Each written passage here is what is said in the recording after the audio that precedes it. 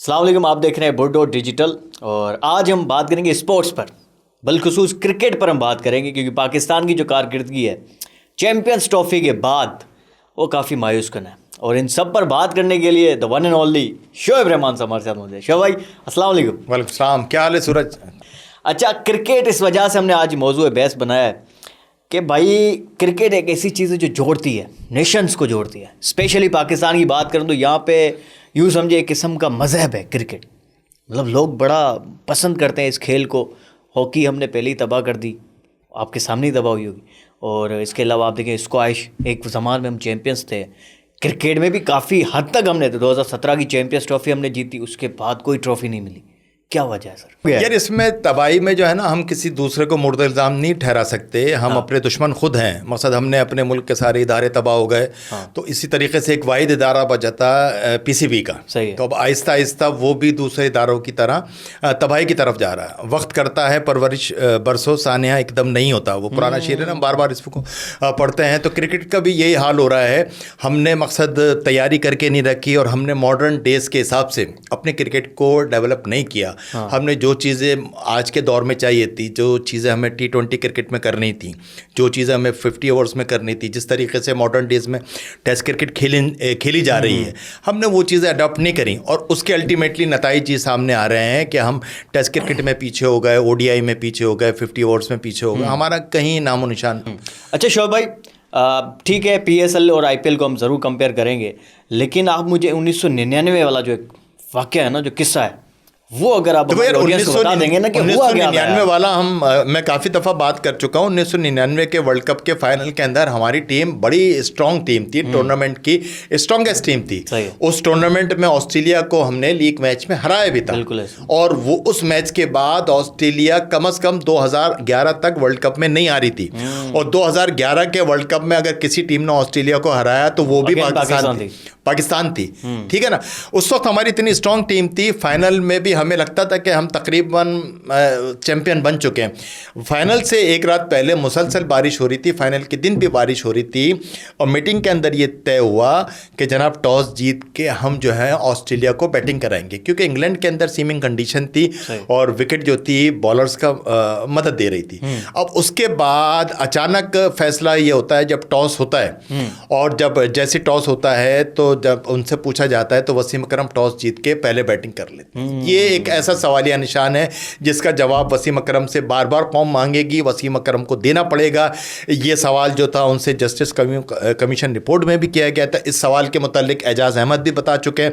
एजाज़ अहमद बताते हैं कि जनाब उस दिन इमरान खान जो कप्तान थे, कुछ भी कह लो, इमरान खान एक बड़े कप्तान थे क्रिकेट के हवाले से। अगर हम बात करते हैं ना उसके वैसे क्या समझते हैं? देखो, हम सियासत पे तो बात नहीं करते, सियासत पे तो मेरा उससे इख्तलाफ है ना, मगर क्रिकेट के हवाले से जो क्रिकेटिंग उसकी नॉलेज है, इमरान खान की नॉलेज को आप चैलेंज नहीं कर सकते।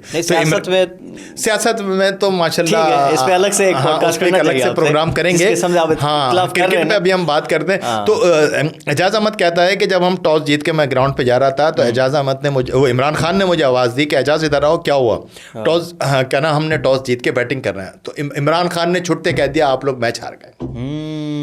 तो अब इसका सवाल का जवाब जो है ना, जो वसीम अकरम टीवी पर आके इतनी बातें करते हैं और वो कहते हैं पुरानी बातें भूल जा, हम नहीं भूल सकते। हम 96 का वर्ल्ड कप भी नहीं भूल सकते, जब आपने क्वार्टर फाइनल के अंदर आप बड़ी अजीब सी इंजरी थी जिसका किसी को पता नहीं, आप बाहर बैठ गए थे। तो कुछ हमारी माजी में क्रिकेट इस किस्म के सवालात से कंट्रोवर्सी से भरी हुई, भरी पड़ी हुई है। और जो हमारी तबाही का जिम्मेदार भी बनी है, उसके अंदर बोर्ड भी कसूर है। अगर इन्होंने, अच्छा फिर उस पर हम बात करते हैं कि यार इसके अंदर भैया आपके, अगर हम सिंध के हवाले से बात करें तो सिंध की मिनिस्ट्री क्या कर रही है?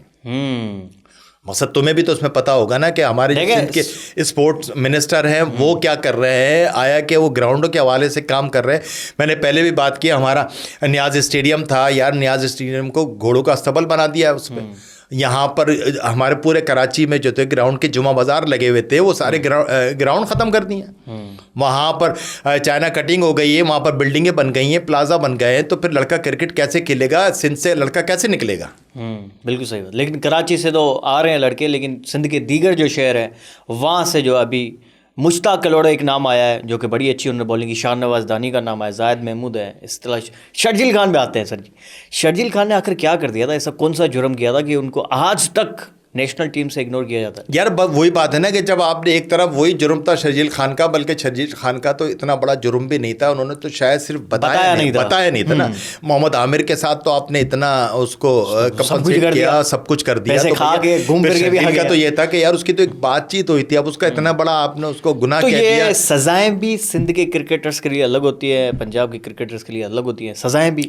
इन बातों से तो ये लगता है ना कि यार आपने अगर सजा मैंने तो मिसाल दी थी ना, जब आपने मोहम्मद आमिर को आपने माफ करके टीम में ले लिया, आखिर तक खेल लिया, तो शर्जील तो यार बड़ा शानदार किस्म का हिटर था। आजकल जिस किस्म की मॉडर्न डेज की क्रिकेट हो रही है, शर्जील तो ये आज से 10 साल पहले ये क्रिकेट खेला करता था कि जनाब अब तो 5 ओवर के अंदर 80-90 रन चाहिए होते हैं। शर्जील तो आज से 10 साल पहले खेलता था, वरना पहले तो फॉर्मेट ये था। तो कुछ जाती पसंद नापसंद ने भी हमारी टीम का बेड़ा गर्क कर दिया, कुछ कप्तानों की जाती पसंद नापसंद ने, मतलब बाबर आजम के लिए दोस्ती यारी का जो लफ्ज इस्तेमाल होता है, तो उस दोस्ती यारी ने भाई देखो ना, वो सुसर आए, अब तो पैकेज चल रहे हैं, मकसद जो सुसर होगा वो अपने दामाद को भी खिलाएगा। मकसद पहले इसी दामाद को बाहर निकाल दिया इस बुनियाद पर कि उसकी परफॉर्मेंस नहीं है, सुसर आ गए, उसकी परफॉर्मेंस हो गई, उसकी इतनी लानती परफॉर्मेंस है कि जनाब उसने पता नहीं 11 ओवर के अंदर 120-30 रन दिए हैं। और कोई शादाब खान की बात कर रहे हैं ना हम, दामाद, हाँ right arm full toss bowler. अभी भी न्यूजीलैंड के खिलाफ कोई खास तो नहीं, कोई खास कारकर्दगी नहीं करी है, ना उन्होंने बैटिंग करके दी है, ना कुछ करके दिए। तो ये वाइस कैप्टन कैसे बन गया, मुझे यही तो सवाल है ना कि वाइस कैप्टन कैसे बन गया। आपने उसको ठीक है आप टीम में लेके आते, ठीक है, कैसे टीम में लेकर आ जाते यार, टीम में लेके भी आए फोर्स, ये होता रहा है ना पाकिस्तान, तो फिर बाहर क्यों निकाला जब आप उसको टीम में लाना ही था। तो ये इस किस्म के सवाल आते हैं। हमारी टीम ने बेड़ा गर्क कर दिया। अगर जनाब वो शाहिद आफरीदी है, वो टीम की परफॉर्मेंस पे अगर बात होती है तो उनका फौरन मिजाज ये होता है कि यार शाहिन शाह आफरीदी को कप्तान बना दो, शाहिद आफरीदी को। अबे भाई क्यों कप्तान बना दो। अभी जो 14 वनडे T20 मैच था उसमें आपको पता है 15वें ओवर तक न्यूजीलैंड ने कोई छक्का नहीं मारा था। अब जब छक्का मारने के लिए बॉलर की बारी आई तो पता किस बॉलर ने छक्का, शाहिन शाह आफरीदी। मतलब पता नहीं 14वें 15वें ओवर तक न्यूजीलैंड की टीम छक्का नहीं। वो अपने आप को एक ऐड आता है प्रीमियम फास्ट बॉलर, यार प्रीमियम फास्ट बॉलर का हशर तो देखो क्या हो रहा है, डेटा बहुत है। हाँ डेटा बहुत है, डेटा का क्या हशर हो गया। तो वो सब उनका फोकस जो था क्रिकेट था, वो क्रिकेट खत्म हो गई है, वो दूसरे पता नहीं किन चीज़ों की तरफ लग गए। उसका एटीट्यूड मुझे समझ में नहीं आता। शाहिन शाह अफरीदी किस तरीके से बात करता है, कैसे टके की साला बॉल नहीं करता। वो तो मकसद एक, हम इंडिया के बॉलरों का मजाक उड़ाते थे कि भागते स्पिनर मीडियम पेसर, अब भागते स्पिनर तो ये शाहिन शाह अफरीदी हो गए। यानी दुनिया गोल है। हाँ वो घूम फिर के जो है ना बात वो हम पे आ गए।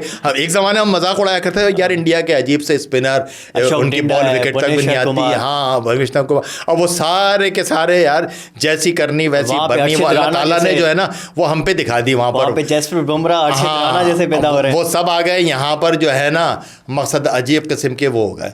तो क्या फ़र्क है इंडिया क्रिकेट में और पाकिस्तान के? बहुत ज़मीन आसमान का फ़र्क है। इंडिया का चीज़ों पे आप जो ना मकसद देखो, इंडिया का अब जो उनका डोमेस्टिक, देखो एक तो सबसे बड़ा ये कि इंडिया की जो है ना मेरिट है, और इंडिया सबसे अहम काम जो करता है अपने डोमेस्टिक पे फोकस करता है। उसका प्लेयर जो है ना वाइट बॉल क्रिकेट भी खेल रहा है, रेड बॉल क्रिकेट भी खेल रहा है। इसकी मैं एक मिसाल ऐड करना चाहता हूँ। अभी रोहित शर्मा ने उनको चैंपियंस ट्रॉफी जितवाई है, उससे पहले इन्होंने वर्ल्ड कप भी रोहित शर्मा की कैप्टनशिप जीता है। लेकिन कल परसों उनके सिलेक्टर का बयान आया है कि रोहित शर्मा अगर अपनी फिटनेस पे काम नहीं करेंगे वो अगली सीरीज से बाहर हो जाएंगे। यही तो वजह है ना, हम जो सिस्टम पे बात कर रहे हैं, हमारे यहाँ कोई जितवा दे तो यार हमारे यहाँ तो ये बातें सुनने में आ रही हैं। शाहिन शाह अफरीदी जैसे वो लंगड़ा किस्म का बॉलर है, चला जाता नहीं है। आप अपने डॉक्टर्स को पैसे दे के तो आप फिटनेस टेस्ट क्लियर करा रहे हो, आप अनफिट होते। हारिस रऊफ, यार हारिस रऊफ अब खत्म हो गए ना।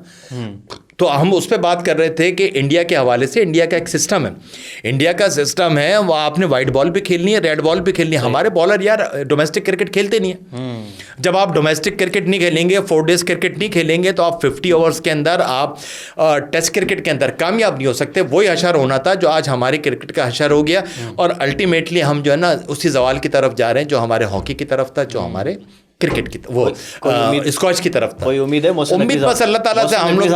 हम तो दुआ करने वाली कौम है। हम लोग तो कुछ अमल करें ना करें, दुआओं पे हम यकीन अभी जो T20 world cup Asia cup आ रहा है उसके लिए अच्छी टीम बन रही है। अल्लाह करे देखिए, जनाब। जिस किस्म की परफॉर्मेंस दिखाई है तीसरे टी20 में, अगर ऐसे ही खेलते हैं तो फिर बाबर रिजवान की जरूरत नहीं पड़ेगी। बाबर रिजवान की अगर ये हार भी जाए तब भी जरूरत नहीं है। बाबर रिजवान की मकसद करे क्या वो लोग यार, अब टी20 के अंदर 120, 115, 130 का स्ट्राइक रेट काम नहीं करता। अब आपने तो पावर प्ले वो खिलाता है इस वजह से कि उसमें पावर हिटर चाहिए। अब अगर आपने टी20 के अंदर 200 प्लस की तरफ नहीं सोचेंगे, आप नहीं जीत सकते। आप क्या समझते हैं इस यंग टीम को मजीद चांसेस देने? बिल्कुल, जब आपने लिया है तो उनको फिर आप 1-2 सीरीज लेके चलें। ये लड़कों में पोटेंशियल है, जिस तरह तीसरा टी20 जीते तो इसका मतलब है जीत सकते हैं। या तो फखर जमान सैम अय्यूब को भी आना है टीम। बिल्कुल, ये आएंगे तो उससे टीम में फर्क पड़ेगा। इनको कम से कम 1-2 सीरीज को 2-3 सीरीज इनको मौके मिलना चाहिए। वर्ल्ड कप, एशिया कप में से कुछ उम्मीदें आपको लग रही है? अल्लाह करे हमारी, मगर उनको रखना ये पड़ेगा कप्तान। अगर आपने सलमान अली आगा को बना दिया तो आपने फिर इसको कंटिन्यू रखना पड़ेगा। इन्हीं लड़कों को टी20 वर्ल्ड कप तक के लिए रहना पड़ेगा, वरना अगर आप हर सीरीज के बाद चेंजेस करेंगे खत्म हो जाएगा। ये बात है। अच्छा, आईपीएल और पीएसएल को एक बार कंपेयर कर लेते हैं। हालांकि कोई कंपैरिजन नहीं है, लेकिन अभी चूंकि साथ होंगे जिसकी वजह से हम थोड़ा, अभी आईपीएल शुरू हो चुका है, तीसरे मैच में उनके 250 ज्यादा रन बने हैं। कल उन लोगों ने तो फॉर्मेट ही ऐसा कर दिया है ना कि यार 250 प्लस जो है ना एक आम स्कोर हो गया। तो वो क्या क्रिकेट को तबाह कर रहे हैं, क्या करें? कमर्शियलाइज हो गई है, पैसा कमाना है। अब आप भी अगर चाहे पैसा कमा लें, उस किस्म की क्रिकेट बना दें। अब क्रिकेट के अंदर देखो टी20 में तो ये हो गया 250, आप कैसा भी बॉलर ले लो 250-250 रन बनने। बात सारी ये है कि आपके बैट्समैन भी इस कैपेबल हो कि वो भी 250-250 रन बनाना जानते हो। आप बॉलर से नहीं रोक सकते, आप जितने भी कर लोगे अब 10-20 अच्छी बॉलिंग करके बस वो रोक सकते हो। मगर आपने बैट्समैनों पर फोकस करना है कि आपके बैट्समैन भी पावर प्ले के अंदर अच्छी। अच्छा, आईपीएल के अंदर पाकिस्तानी क्रिकेटर्स नहीं खेलते, बस वो आपको मैसेज होती होगी कमी। अच्छा, आईपीएल तो छोड़े, अब तो इंडिया का इतना इन्फ्लुएंस आ गया है दुनिया भर की लीग्स में। 100 में कोई एक पाकिस्तानी सिलेक्ट नहीं हुआ है। 45 खिलाड़ियों ने रजिस्ट्रेशन कराई थी। उससे पहले साउथ अफ्रीकन लीग हुई, उसमें भी कई पाकिस्तानी सिलेक्ट कराए। सबको तो इंडिया का ये है, जबानी वो कुछ नहीं कहेगा। नहीं सर जी, अब इन्वेस्टमेंट कहीं चली गई। मैं यही तो कह रहा हूँ ना, उसकी इन्वेस्टमेंट चली गई। हर कोई डरता है ना। मकसद ये आज के उसके अंदर चैंपियंस ट्रॉफी के अंदर न्यूजीलैंड ने हारने के बाद, ऑस्ट्रेलिया ने हारने के बाद, इंग्लैंड ने हारने के बाद इंडिया पे तनकीद करी। तो मैं इनसे कहता हूँ, अबे बेशर्मो, जब पाकिस्तान अकेला रो रहा था तो तुम उस वक्त पाकिस्तान के साथ ब्लॉक में मिलके इंडिया के खिलाफ कहते थे ना कि यार हम चैंपियंस ट्रॉफी से बाइकआउट कर देंगे अगर दुबई के अंदर होगी। तो अब हारने के बाद आप रो रहे हो, तो यार आप कोई ब्लॉक तो बनाओ ना इंडिया की। अगर आपने सुपर मैसी को रोकना है तो आपने ब्लॉक बनाना पड़ेगा। अगर आप ब्लॉक नहीं बनाओगे तो भैया फिर माइट इज राइट। तो इंडिया जो कर रहा है अपने हिसाब से सही कर रहा है, सही है। वो चाहे गलत तो वैसे कुछ हो, मगर ठीक है, आप अगर उसको कोई रोकने वाला उसके सामने नहीं खड़ा हो सकता तो फिर ठीक है जो चाहे। शोएब भाई, आखिर में ये पूछना चाहूँगा कि पाकिस्तान के अपने जो लेजेंड्स हैं वो पाकिस्तान क्रिकेट के साथ काम करने से क्यों मना करते हैं? यानी अभी यूनुस खान ने मना कर दिया उन्होंने कि मैं अफगानिस्तान के साथ काम करना चाहता हूँ। इससे पहले मेरे ख्याल से इंजमाम उलग से मेरे ख्याल से बात हुई यार। वो यहाँ पर जो तुमने सवाल किया उसकी वजह ये है कि हमारे पास यूनुस खान ये कहते थे कि अगर मैं किसी प्लेयर को कहूँ तो मेरी प्लेयर सुनते नहीं है। अच्छा, यूनुस खान वाकई में इतने जज्बाती है? क्योंकि एक वाकया तो उनका फेमस है, शायद आपने भी सुना हो। इसी नाज़माबाद वाले ग्राउंड में एक छोटे से बच्चे को इसने घसीट के ड्रेसिंग रूम तक लेके गए थे, आपको शायद याद हो। हाँ बिल्कुल। और यूनुस खान हुआ यूँ था, मैं थोड़ा ऑडियंस को बता देता हूँ। हुआ यूँ था, वो बेसिकली पूरे ग्राउंड का चक्कर लगा रहे थे, जैसे ट्रेनिंग करते हैं क्रिकेटर्स, वो चक्कर लगा रहे थे।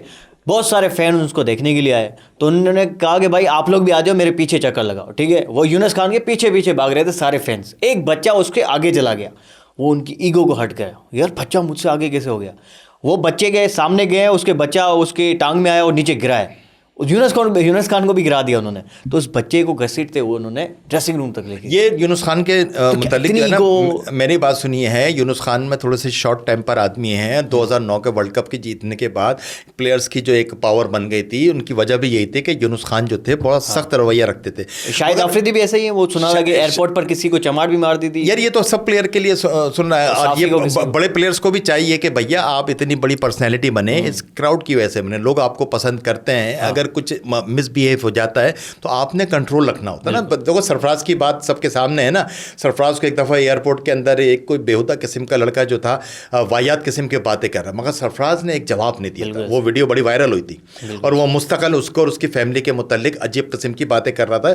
जब सरफराज वो वर्ल्ड कप हार के आया था, सरफराज ने एक बात नहीं कही थी। तो ये बात तो इसी तरीके यूनुस खान या दूसरे प्लेयर्स को है कि तो जो तुमने वो मेन सवाल ये था कि जाना क्यों नहीं बनते, तो एक तो वजह ये है कि यहाँ के प्लेयर्स जो है ना सुनते नहीं हैं, और दूसरी वजह पैसे की।